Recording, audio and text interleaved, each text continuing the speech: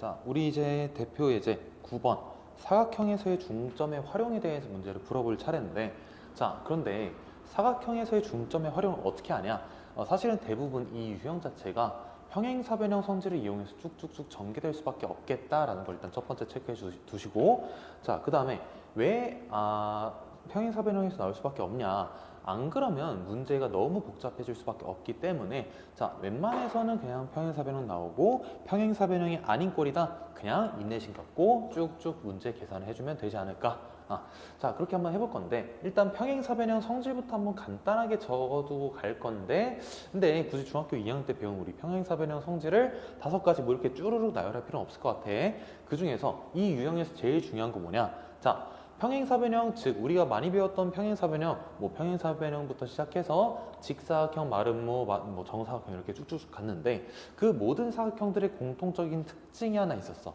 사실 교육과정상에서도 그 평행사변형이라는 사각형 자체를 대각선을 이용해서 제일 많이 물어봐라 라고 이렇게 나와 있거든. 그래서 평행사변형에선 제일 중요한 성질이 뭐다? 서로의 대각선을 이렇게 한번 그려봤을 때, 요런 사각형과 요런 사각형을 그려봤을 때 어떤 상황이 펼쳐지냐? 평행사변형에서는 서로를 2등분 하겠더라. 뭐가? 대각선이. 자, 이 성질이 제일 중요해. 자, 그러면 여기에서 어떤 걸 캐치하면 좋냐?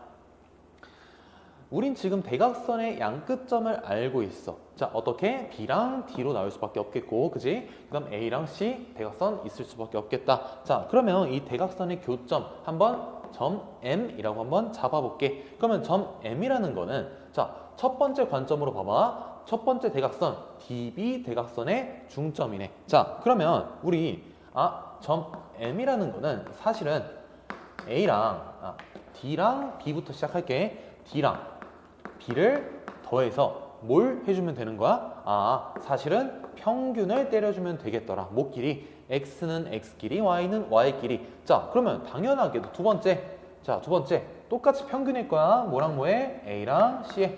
자, A랑 C의 평균일 수밖에 없겠구나. 혹은 D랑 B의 평균일 수밖에 없겠구나. 쌤이 왜 굳이 이를 저렇게 아래다 썼을까? 어차피 평균이 동일하다면 그 함수값들의 덧셈 한 거, 그 값이 똑같을 수밖에 없겠다. 이를 나누든 곱하든 어차피 그 값은 똑같을 수밖에 없겠다가 핵심이야. 자, 그래서 먼저 A랑 C를 더해준 거, 먼저 X는 X끼리, Y는 Y끼리, X 성분끼리 더해주면 1과 2를 더해서 3, Y좌표는 3과 7을 더해서 10이 나올 수밖에 없겠다. 자, 그런데 D랑 B를 더해서 똑같이 나와야 돼. 자, 그러면 여기에서 5야. 5에서 몇 더하면 3 나와? 마이너스 2네. 그 다음 마이너스 1에서 몇 더하면 10 나와? 11이네. 이게 지금 뭐라는 거야? 점 D의 좌표라는 거야. 끝이야? 자, 그래서 최종적인 정답은 점 D의 좌표는 마이너스 2, 11로 갈 수밖에 없겠구나. 자, 이렇게 해주면 문제는 너무 쉽게 풀린다. 이번 유형 같은 경우는 그냥 무조건 평행사변형에서 대각선이 서로의 중점을 지난다. 아니면 그냥 서로 2등분한다. 그래서 중점이 일치할 수밖에 없겠다. 자, 요거 기억해주면 되겠고, 똑같이 갈 거야. 이제부터 문제 풀이 속도가 굉장히 빨라질 거야. 자, 어떻게? 4점이 이렇게 존재해. 그 중에서 사각형. 자, 이게 중요해. A, B, C, D. 얘가 평행사변형이래. 자, 여기에서 사실은 이런 약속이 있어. 그게 뭐냐? 도형에서는 A, B, C, D 이 순서대로 점들이 어떠면 안 되냐? 끊기면 안 돼, 중간에서.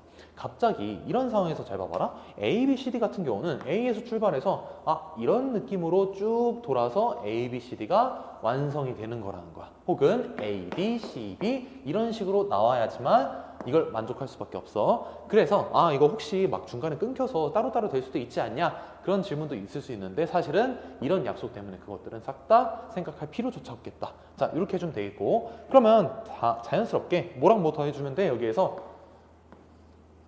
A랑 C, 그 다음 뭐야? B랑 D랑 더해주면 되겠지. 자, 그러면 A랑 C를 더한 그 좌표를 우린 뭐만 구하자? 굳이 평균을 내지 않고 좌표끼리의 합만 구해도 사실 상관이 없겠더라. 자, 그래서 둘의 좌표의 합 6이랑 마이너스 4. 그러면 2의 값은 오케이? 자, 얘랑 얘 x의 좌표의 합이야. 그럼 얘랑 얘 x의 좌표의 합이 마이너스 8과 똑같을 수밖에 없겠더라. 자, 첫 번째 나왔어. 자, 그럼 두 번째 y 성분끼리 볼 거야. A랑 C의 y 성분 A 플러스 1은 뭐랑 똑같을 수밖에 없냐? 9랑 마이너스 2. 는 7이 될 수밖에 없겠다. 자, 따라서 첫 번째 나온 B의 값은 10 나올 수밖에 없고 두 번째 나온 값은 A는 6이 나올 수밖에 없어서 따라서 A와 B를 더해준 값은 최종적으로 16이 나올 수밖에 없겠다. 이제부터는 되게 쉬워지는 문제야. 30번 같은 경우는 이렇게 그냥 대각선의 좌표끼리 합 굳이 평균 낼 필요가 없이 저렇게만 해주면 되겠다. 자, 그 다음 31번. 31번 같은 경우는 이거 오타가 있었지? 점 B의 좌표가 아닌 점 C의 좌표로 이렇게 고치고 나서 문제 풀어줘야 돼. 자, 먼저 A, B, C, D가 지금 뭐 평행사변이 있을 거, 아니, 마름모가 있대. 마름모가 있고 지금 C의 좌표가 나와 있고 A의 좌표 나와 있어. 뭐야? AC는 사실 AC 그어주는 순간 사실 뭐가 된다? 평행사변형의 대각선이 된다. 자, 그러니까 얘네들의 평균 때려주면 우리 뭘 할 수 있어? 중점의 좌표 알 수 있긴 하거든. 자, 근데 굳이 그럴 필요가 없이 자, 상황 자체를 한번 잘 떠올려 볼게. 상황 자체를 잘 떠올려 봐. 자, 뭐 굳이 점을 뭐 이렇게 완전 엄밀하게 따지지는 않아 볼게. 엄밀하게 따지지 않고 이렇게 마름모가 한 번 있었어. 마름모가 있어. 근데 여기가 A고 여기가 C라고 한번 가정을 해보자는 거야. 자, 그러면 얘네에서 여기까지 쭉 이어준 게 지금 AC라는 것이고, 자, 실제로 구해주면 이거 몇이 나오냐?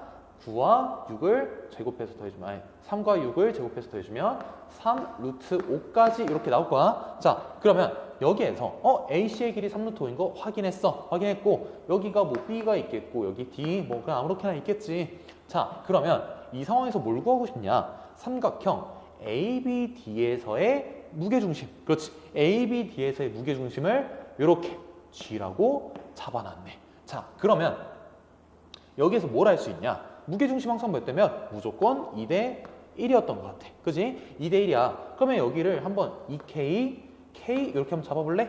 그러면 당연하게도 여기 대각선의 교점, 굳이 잡진 않을게. 대각선의 교점으로부터 C까지의 거리는 우리 뭐라고? 평행사변형에서 대각선은 서로를 2등분하니까 여기 몇이야?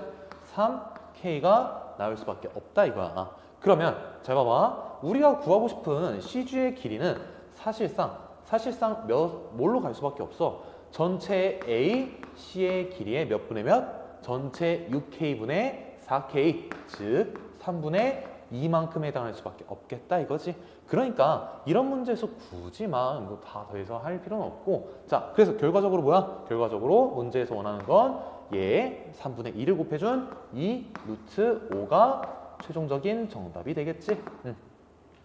31번은 이렇게 해주면 되겠다. 31번 자체는 굳이 좌표를 구하려 들어갔으면 조금은 헤매고 나서 문제를 풀었을 수도 있어. 그래서 31번 이렇게 한번 쭉 풀어주시고, 32번은 너무 그냥 케이스 분류가 너무 적나라하게 나와 있어서 케이스 분류 쭉쭉 해주면 되는데, 잘 봐봐. 4점이 나와 있어. 꼭지점 한 대. 자, 그러면 이름을 붙여보고 싶어. A, B, C, D 한번 붙여는 봐보자. 좀 괜찮잖아. 자, 그 다음 꼭지점을 하는 사각형이 평행사변형이다. 자, 이 중에서 A, B가 될 수 있는 후보군을 싹 다 구하래. 자, 근데 쌤은 굳이 보기를 쓰지 않고 어떻게 해서 이것들이 나오는지 쭉쭉 얘기를 해줄게. 어차피 뭐다 우리는 저기에서 보면 알겠지만, 29번에서 보면 알겠지만, 우리는 대각선에서 양끝점의 평균 혹은 양끝점끼리 그냥 X는 X끼리 Y는 더한 것끼리 모두 똑같아야 된다. 자, 그러면 대각선이 지금 여기 문제에서 어떤 것들이 어디에 위치한 점이고, 이게 쌤이 아까 얘기했다시피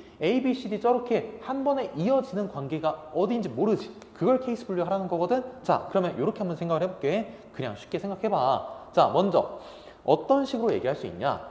대각선이 A, B일 때 혹은 A, C일 때 혹은 B, C일 때 뭐 이런 식으로 나오지 않을까? 자, 그렇지. A, B 대각선, B, C 대각선, A, C 대각선일 때 각각 케이스 분류를 해서 D의 좌표를 총 몇 개 구할 수 있겠다? 3개 구할 수 있겠다? 눈에 보일 거야. 자, 첫 번째 A랑 B가 어디다? 대각선이니까 지금 중점이 몇이어야 돼? 첫 번째 케이스. 자, 첫 번째 케이스 A, B가 중점일 때, 자, 아니 대각선일 때, 자, 그러면 요런 식으로 한번 써봐. A 플러스 B가 뭐랑 돼야 돼? 뭐랑 C랑 D랑 더한 거랑 똑같아야 되겠다. 자, 그러면 A 플러스 B가 C 플러스 D랑 똑같아야 되니까 둘이 더해주면 지금 점의 좌표가 0,1이야. 그치? 이거 평균 때린 게 대각선의 교점일 거야. 하지만 쓰진 않을게. 자, 그런데 C 플러스 D 얘랑 얘 더한 게 A 플러스 2, B로 올 수밖에 없겠다 이거지. 자, 그래서 이때 A의 값은 몇이야? 자연스럽게 마이너스 2, B의 값은